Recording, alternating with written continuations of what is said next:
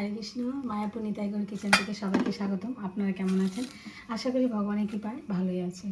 আজকে একাদশী ব্রততে আমি নতুন একটা রেসিপি আপনাদের সাথে শেয়ার করব। আজকে নিয়ে এসেছি সাবুর কাটলেট। এই দেখুন, আমি এখানে অনেকটা পরিমাণে সাবু ভিজিয়ে রেখেছি। এটা আমার অন্য কাজেও লাগবে, তার জন্য ভিজিয়ে রেখেছি।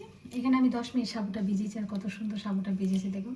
না গলে গেছে, না শক্ত আছে, খুব সুন্দর, একদম ঝরঝরা। এখন আমি এখানে কিছুটা সাবু এখান থেকে একদম জল ঝরিয়ে নিয়েছি। আর এখানে আমি নিয়েছি, এই যে মেখে নিয়েছি, এখানে নিয়েছি দেখুন ক্যাপসিকাম, টমেটো, আদা কুচি, লঙ্কা কুচি, তারপর একটু গোলমরিচ, চিনি, লবণ আর সাবু, এই ভিজানো সাবু, আর একটু আলু গ্রেট করে দিয়েছি, আর একটু আলু সিদ্ধ করে দিয়েছি, দিয়ে ভালো করে মেখে নিয়েছি। আমি কিছুটা ভেজেও নিয়েছি, আর আপনাদের সাথে শেয়ার করবো বলে কিছুটা আপনাদের দেখিয়ে দিচ্ছি। এখান থেকে আমি নিয়ে নিলাম কিছুটা অংশ, নিয়ে এই যে ভিজানো সাবুটা ছিল তার মধ্যে আমি কোট করে নিচ্ছি। আর এর মধ্যে আমি সব মশলাই মেখে নিয়েছি। হঠাৎ করে ভাবলাম যে আপনাদের সাথে একটু শেয়ার করে নিই এই সাবুর কাটলেটটা, তাহলে একাদশী দিন আপনারা বাচ্চাদের করে দিতে পারবেন। একদম হাতের সাহায্যে খুব সুন্দরভাবে এটা একদম কোট করে নিতে হবে।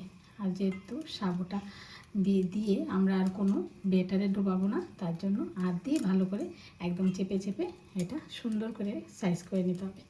আর আপনারা শেপটা নিজেদের ইচ্ছা মতো গোল, ছোটো, বড় করে নিতে পারেন। দেখুন কত সুন্দর, এই যে আমি একদমই করে নিয়েছি। আর এখানে আমি তেল বসিয়ে দিয়েছি, তেলটা গরম হয়ে গেছে। এখন আমি সাবু কাটলেটটা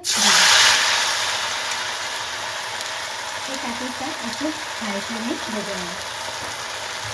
হাই ফ্লেমে বাড়তে হবে, না হলে এটা ছেড়ে দিতে পারে। তার জন্য এই কাটলেটটা হাই ফ্লেমে খুব সুন্দর করে ভেজে নেব। আর তেলটাও খুব ভালোভাবে গরম করে দিতে হবে কাটলেটটা।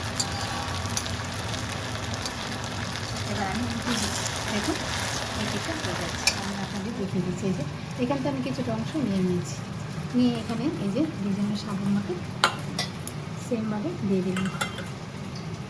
এবার হাতের সাহায্যে কাটলেটটাকে খুব সুন্দরভাবে বানিয়ে নিচ্ছি।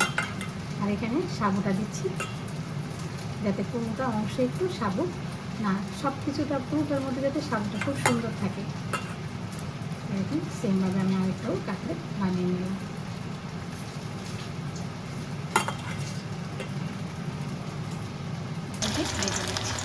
আর এই ধারেই আমি এই কাটলেটটাকেও দিয়ে দিচ্ছি।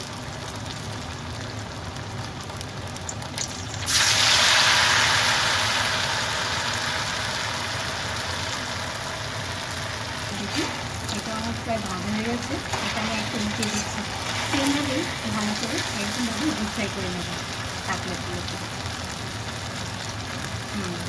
এরকমভাবে আমি সব কাটলেটগুলো ভেজে নিচ্ছি। এখানে এই কাটলেটটা হয়ে গেছে, নামিয়ে দিলাম। এটা একটু উল্টে পাল্টে ভেজে নিচ্ছি। একদম অল্প সময়ের মধ্যে খুব সুন্দর, ইজি এবং হেলদি এবং টেস্টি। বাচ্চাদের জন্য দুটো কাটলেট খেলে একটু স্যালাড বানিয়ে দিলে পেট ভরে যাবে। একাদশী দিন আপনারা এরকমভাবে করে ভগবানকে ভোগ লাগিয়ে বাচ্চাদের, বড়দের সবাইকে দিতে পারেন। এই কাটলেটটা হয়ে গেছে, নামিয়ে দিয়েছি। দেখুন কত সুন্দর কাটলেটটি হয়েছে। আর বুঝতেই পারছেন কতটা মুচমুচ হয়েছে, কতটা মুচমুচ হয়েছে।